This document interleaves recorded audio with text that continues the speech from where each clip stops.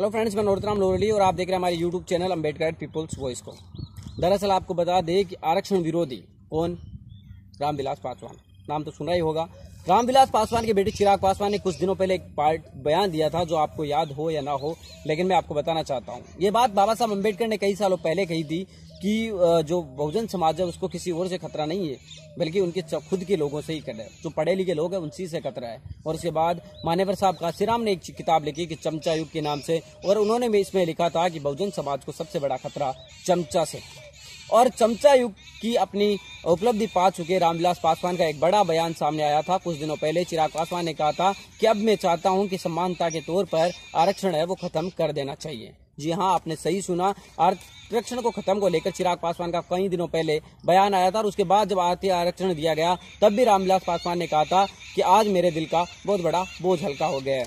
तो उसी की बात को अगर हम बात करें तो आज जो लोकसभा के चुनाव होने जा रहे हैं उनमें 6 सीटों के ऊपर जो उनको मिली है एनडीए के गठबंधन के तहत, उस गठबंधन के तत्वाधान में जो 6 सीटें मिली है उन 6 सीटों के अंदर 3 सीटें रिजर्व सीट उनको मिली है और उनके ऊपर रामविलास पासवान का ही परिवार चुनाव लड़ रहा है। जी हाँ, रामविलास पासवान का पूरा परिवार एक भी जनरल सीट पे चुनाव नहीं लड़ रहा है और पूरा परिवार आरक्षित जो सीटें हैं उन्हीं से ही चुनाव लड़ रहा है। उससे पहले आपको बता दें कि जमुई से चिराग पासवान चुनाव लड़ रहे हैं जो कि रिजर्व सीट है। इसी की अगर हम बात करें हाजीपुर से जो रिजर्व सीट है उससे वहां से पशुपति कुमार पारस चुनाव लड़ रहे हैं जो छोटे भाई है रामविलास पासवान के। इसी के अलावा समस्तीपुर से रामचंद्र पासवान लड़ रहे हैं जो रिश्तेदार हैं। तो आरक्षण विरोधी परिवार जिसे माना जा सकता है बहुजनों का दुश्मन के तौर पर, जिन्होंने माना जा सकता है, वही रामविलास परिवार का पूरा परिवार आरक्षण की सीटों पर चुनाव लड़ने जा रहे हैं, जिसमें जमुई लोकसभा क्षेत्र है, हाजीपुर लोकसभा क्षेत्र है और समस्तीपुर है वो लोकसभा क्षेत्र है, जिनके अंदर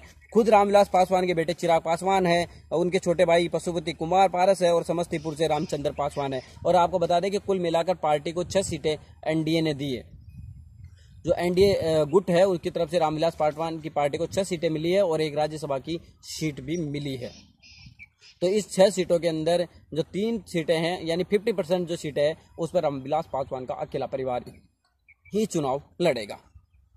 तो आप देख सकते हैं कि जो लोग आरक्षण का विरोध करते हैं और वही दरअसल आरक्षण का सबसे ज्यादा फायदा उठाते हैं। आप और हम जो लोग हैं वो कतई आरक्षण को जानते तक नहीं है। आप जानते हैं, मैं जानते हैं, इसका मतलब ये नहीं होता कि पूरे जो तमाम बहुजन समाज के लोग हैं वो ये आरक्षण का मतलब जानते हैं। आज भी ग्रामीण परिवेश में अधिकांश जगह पर आप जाकर ये तय करने की कोशिश करेंगे कि आरक्षण होता क्या है, तो सही मायने में आरक्षण को SC ST OBC के लोग परिभाषित भी नहीं कर पाएंगे।